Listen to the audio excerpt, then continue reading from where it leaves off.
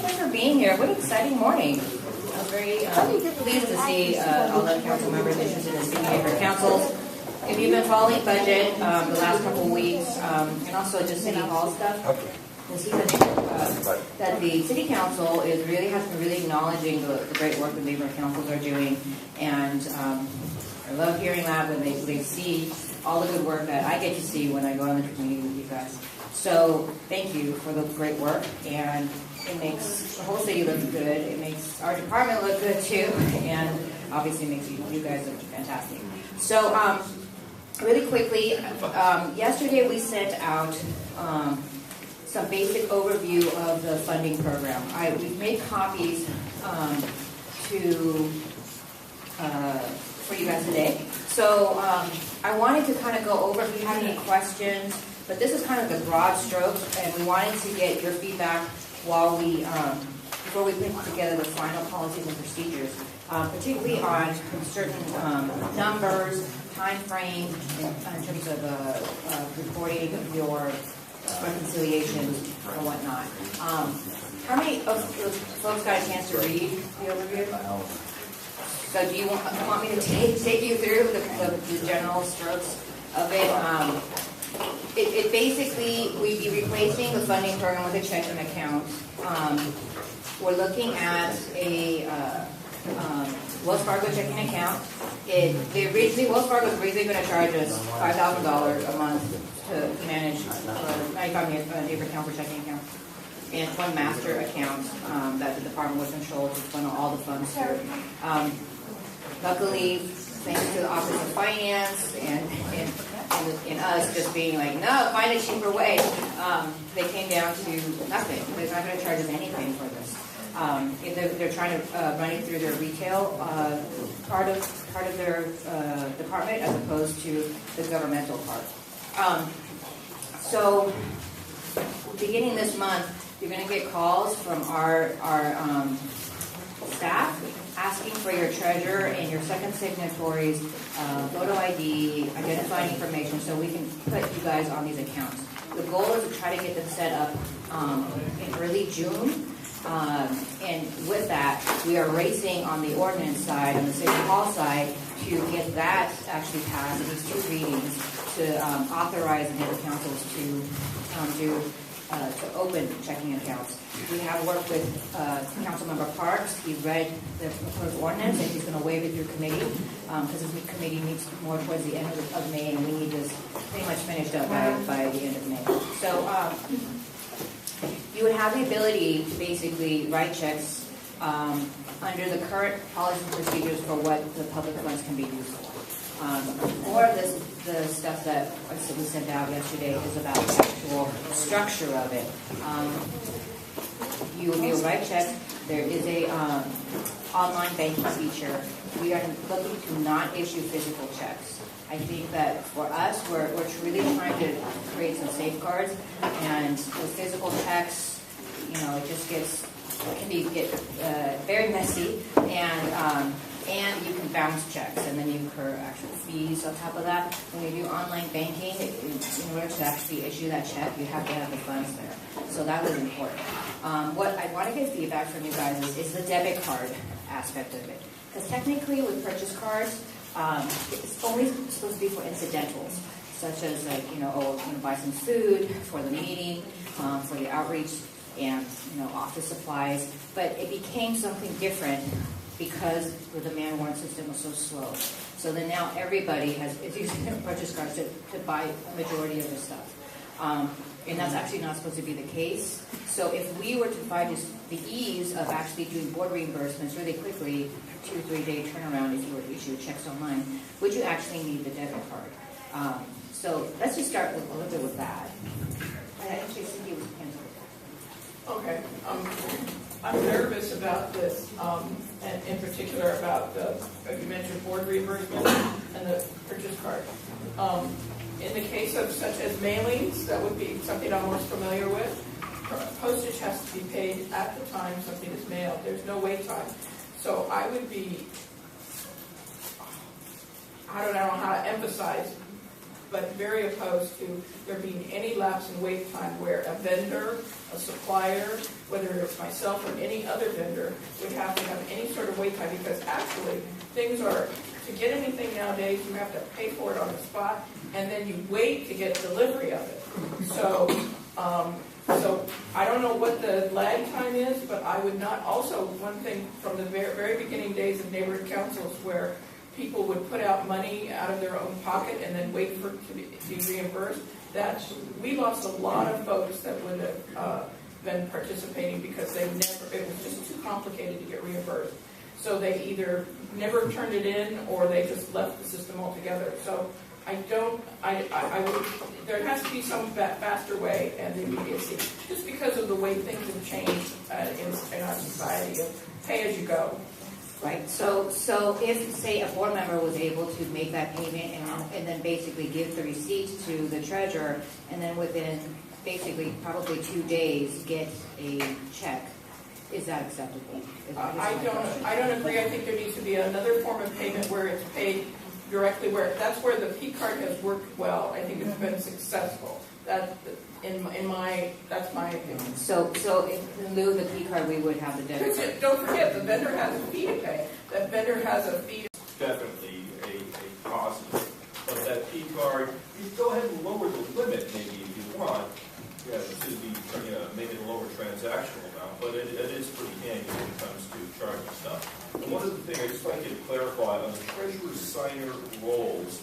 I'm not quite sure if you're saying the treasurer will not be a signer or will be a signer. In other words, the treasurer still prepares the financial reports and perhaps should be separate from the signing activity. That's actually something that we've been examining, to have more of a balance of powers, I guess, in the council side. Yeah, so I don't know, what do you think about that, if we were to separate? It might be a little hard, I don't want to sign too much stuff. I'll tell you, if you really want a strict, check and balance system, the person preparing the reports probably should not have the signing authority. That's your last line of defense before the stuff makes its way up and done. All right. But there's one other thing related to that too. It's tough enough to get people to take the training course and become signers. I'm concerned that some NCs who really don't even have the resources today to properly manage their finances are going to have a more complex system to work with, and I believe there needs to be some neighborhood council-wide system of support to assist those councils in their work. Yes.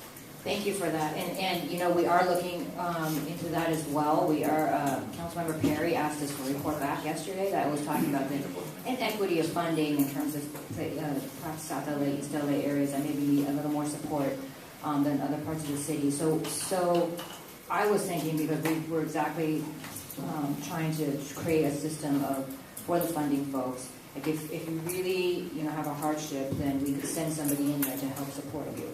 Right now we can't really do that, but if Councilmember Perry can, her report back can actually move so that the funds that don't get spent by the neighborhood councils, instead of going back to the general fund, that we actually get to keep it and reinvest into such programs, which is just the one you're talking about. Len.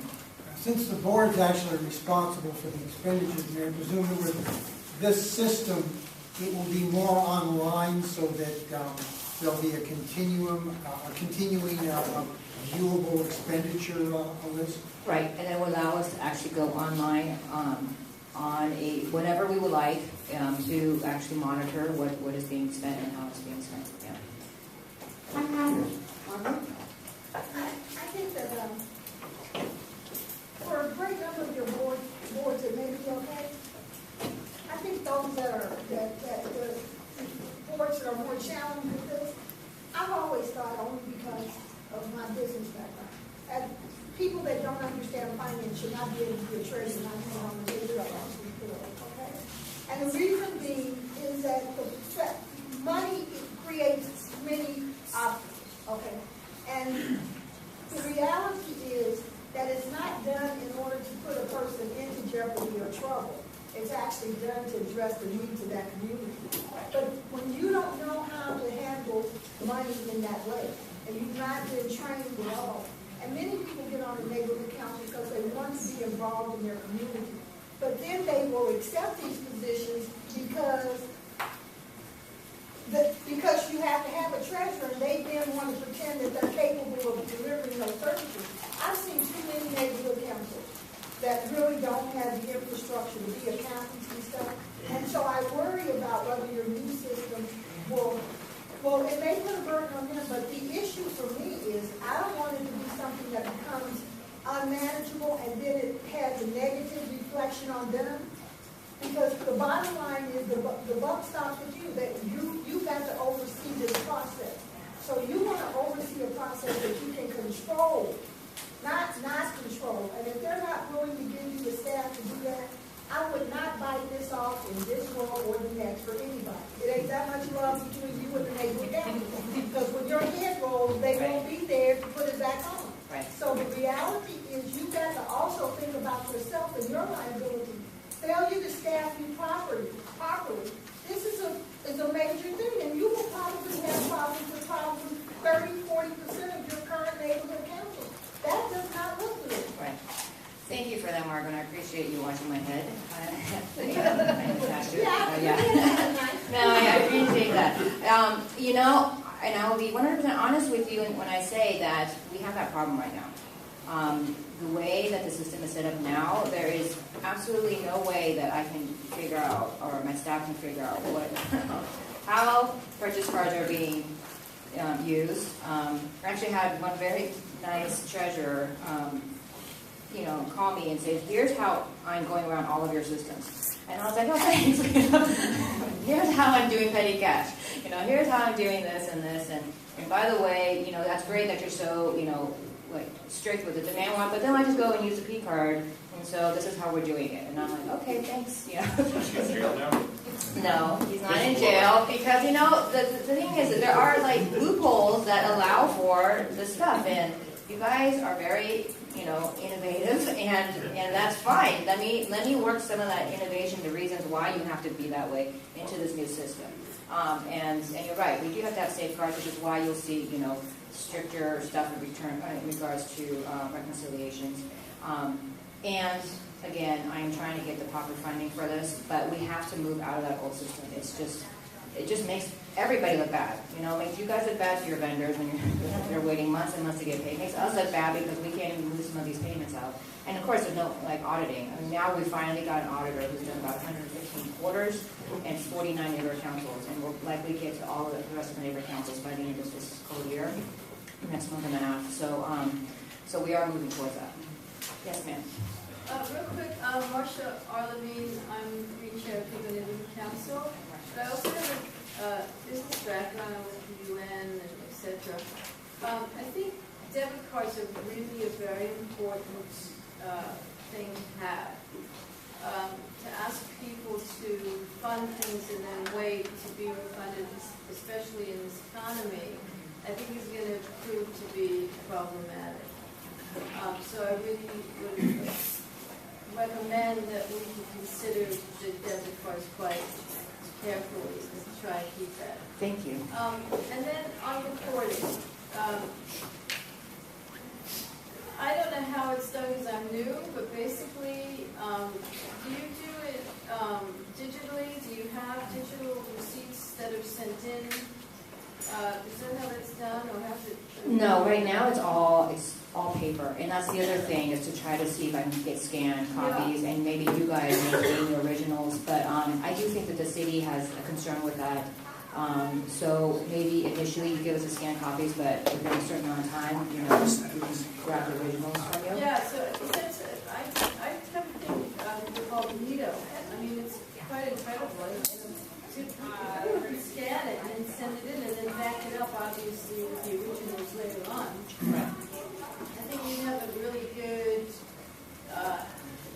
way of keeping everything really, it adds it all up as well. So maybe that's something to consider for a budget, that you could just scan and then someone else throws in Nito. I don't know, something. Nito? N-E-A-T-O, just scan the receipts in it and it actually reads it. reads the name of the vendor, the amount, Oh, and the type of receipt. It's quite incredible. that is neato. Yeah. Which one is that? Neato. I have something called Shoebox, which is kind of similar, but Neato. Yes, yeah. I would just add to that, my wife submits a reimbursement on her iPhone. She takes a snapshot of the receipt and fills out a form and just submits it right there. So you could help people in that way with some technology. I mean, I think I like the idea of this checking account system because we do have vendors who would really like that and can give us an invoice. I think it's a great idea. I would say with a debit card that I would allow that to be an option to be issued. I would increase the daily limit probably to $400 or $500. Because, you know, if you go Smart and Final and buy food for a barbecue for 50 people, that's going to cost you more than $200. And you want to be able to do that on the spot. So I think that would address a lot of the concerns that were expressed here. I think my big concern is, you know, the monthly reconciliations. And what was it, 70 out of 95 councils had filled in the quarterly reconciliations. And I don't know what staff you have is done. I mean, you just said you have an auditor now on, which is a good thing, but are those reconciliations even being reviewed? And will they be in this system? That's a big concern. We're all volunteers, and filling out monthly reconciliations for my job is difficult. And so doing it as a volunteer thing, and then having things come frozen within 5 days, you know, if it's not done on that timeline, I think that's going to be where you're going to find the biggest challenge. Is you're going to have a lot of neighborhood councils who are going to be delinquent, and that's going to help the system. Thanks, Eli. You know, that was really important for us to go from quarterly to monthly, only because a lot of people are just losing paperwork left and right. And then by the time we got it, honestly, you know, we couldn't necessarily look at it because we were so focused on paying demand warrants. If we shift off that part of it to you guys, then we'll be focused on the audits, and everybody is going to be looked at, not only by an auditor. If there's any questions, it goes to the NEA, and the NEA will follow up. The thing is, I'm hoping it's not going to be as much work because the board will need to approve it. So you basically have the whole package ready at that board meeting for approval. Then it just needs a signature at that point once the board approves and it comes to us. So it's you know, that's why there's only a 5-day turnaround, because I'm expecting it's just a signature at that point. Yeah, and your board should know what's going on. I mean, that you guys are the first line of defense in I terms think of. it's more than the board, it's public accountability. I Well, like yes, that too. Because you're Yeah. literally saying, and you can provide copies at the meeting. Right. Here are expenses, we're being transparent about what we're doing. Exactly. So I like that idea, it's going to be a lot of work for volunteers. Yeah. Yeah, you know, because that's the part of, you know, with the money, that's the responsibility of having the public funds. I mean, you could not use them, you know. You could just say, you're going to use it for a few things, and that's it, you know. I don't even know who's next on it. Terry, did you have a question? Yeah, I have a little comment and a question. First thing is I'm a C4C, Councils for Councils mentor, and I work with many neighborhood councils who have fallen behind with their reconciliations. Some of them were 2 years, and I've worked with them. And what I found out, though, it may have been the treasurer, but I really put the not to say blame, but the blame is on the neighborhood council themselves. Because every month the treasurer come in and say, I don't have the report. Right there, that should have been a red flag that the neighborhood council should have did a resolution right there saying, we're going to stop our money, we're going to stop our spending until you get that in. I know it's tough because we're trying to do good for the community, but we also have to be responsible because it is taxpayer money. So that's one of the things that really needs to be done, is that as an elected official, you need to be just as responsible as the treasurer, and that's why the monthly reconciliations is so important, because then you don't fall behind, because it's already up to date, always. That's that. But then also with the P card, or whether it's a debit card or a P card, a lot of the vendors we use, whether it's the phone company, whether it's the e-fax or that, they don't accept checks. They don't, well, if you mail it into them. And I'm part of electronic generation, so I prefer to set it up as an auto pay. We get the bill, we verify it with U.S. Bank. It's all good. I sign off on it and I give it to the board. I was one of the ones who went to BH along with Jay Handel, where we got the increase in the P card, but it was a two-part system, and they only implemented the increase. Because what was supposed to be was an increase to the P card, but then at the same time, all the phone bills and the public storage and everything else that was sent to the department that they were writing manual checks for. And what's it called? We never did that. The deducts, yeah. And the thing is that it was supposed to go from the department to the neighborhood councils because they were supposed to do it electronically. Set it up on the website for public storage or the phone company. Your bill would always be on time. You get an invoice for it. It would all be taken care of. But they only increased the P card and they didn't do the others. So the department was still behind on doing the reconciliations for it. So if we could do that, where we have the P card to be able to use, because I don't, just to check, I like electronic. That's fine, yeah. And we did actually finally move all the telephone bills and everything to the auto deduct. But just to let you know, auto deducts only saves us maybe like a day. That's it. It takes just as much time to process an auto deduct in the end as a regular demand for it. Sorry, am I missing you guys? Let me get done and I'll get on to you. Have you been working with the Office Depot on this funding? Because we buy a number, we get business cards and other things, and our events we use because of the discount that they offer. Mm-hmm. But what happens is with the P card, we don't know what the discount is until the P card is actually swiped. So, So Office Depot does offer, because with the city, you got a city entities, the discount. So you should be getting a discount when you purchase from Office Depot if you identify yourself as the city of LA. No, it's on the card itself. Yeah, the purchase card. Yeah, it's involved. The people in the store do not know us or anything else. Right. But I'll be honest. I'll have to check that because I don't know if we even do that check. Because when the time to pay for the 95 U.S. bank bills, we are just frantically trying to make sure they get paid before we get hit with late fees. But I'm just saying is that we don't know what kind of a discount is until after the fact that it's right. Yeah, so that's so weird because when we go online to purchase our goods, once we enter our information, it automatically gives us a discounted price. So let me check on that for you. I think there are three segments to funding and auditing.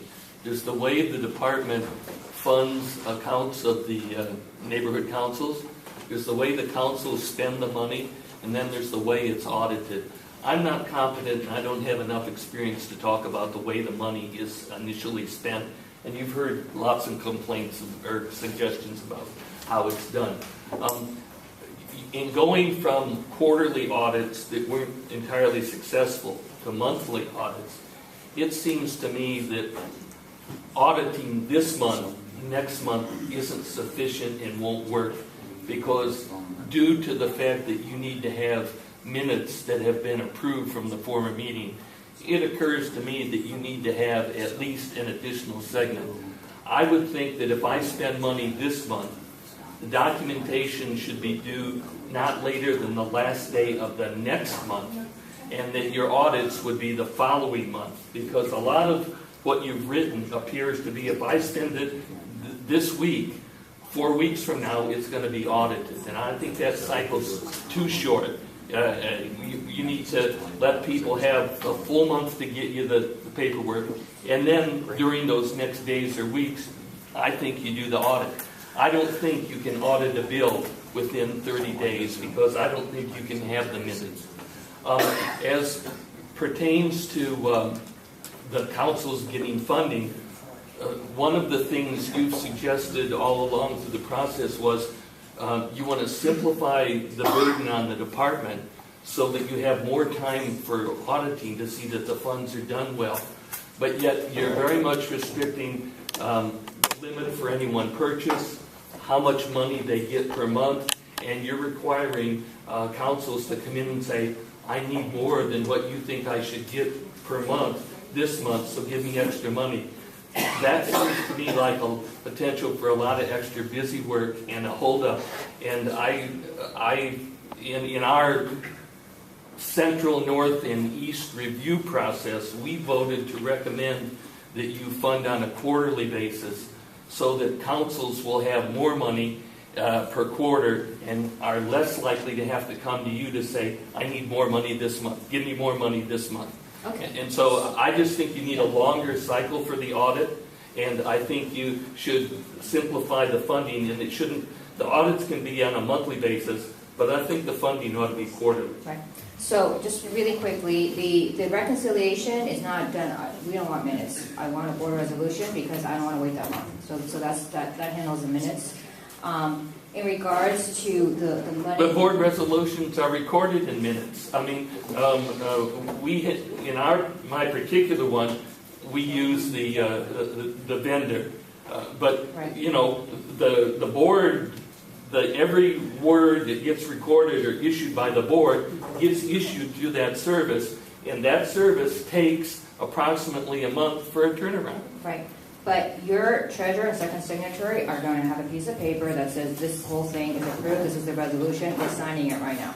Once the board votes, they put in the vote, and then they sign it. So you It's won't done right demand there. minutes? No, we don't want minutes. We honestly.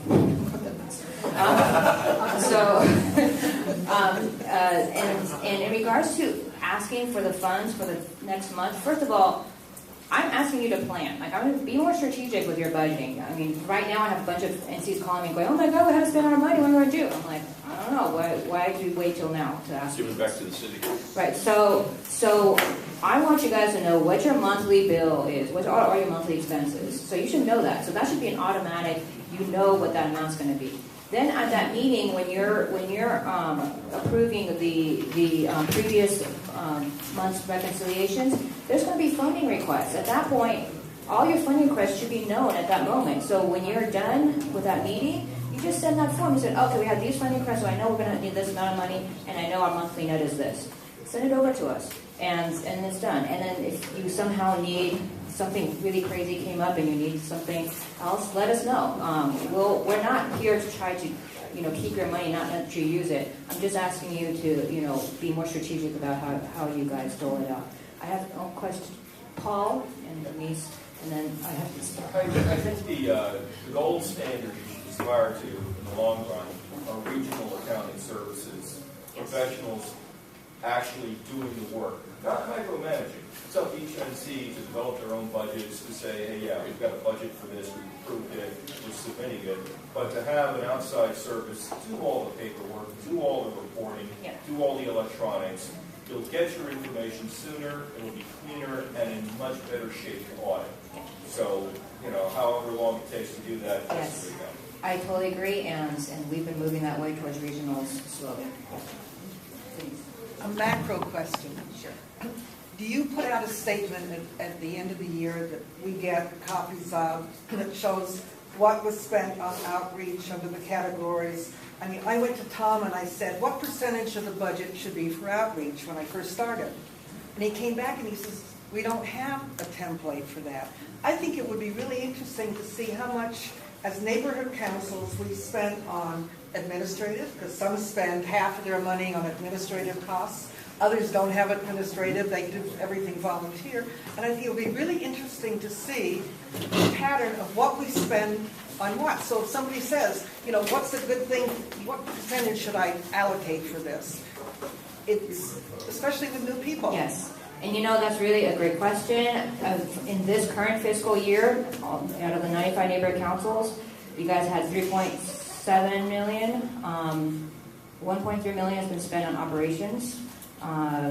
34,000 was spent on neighborhood improvements. 130,000 has been spent on grants, NPGs, and 140,000 has been spent on outreach. So we are starting to do these examinations in terms of how you guys are spending those funds. We don't give you a strict breakdown of how to use the money, but then this is when I ask you guys, when you're preparing the budgets for next fiscal year, think about your mission again. It really is to connect your stakeholders to the city. So the fact that the majority, 1.3 million right now, is being spent on operations, I'm going to say, do you need to spend 1.3 million on operations? And should you be moving more of that money towards outreach to your neighborhood council, to your stakeholders, and really getting that connection between stakeholders and cities? Yeah, that's it. Thank you, folks. Great. Jane, I go ahead and leave for the budget advocates, but as a budget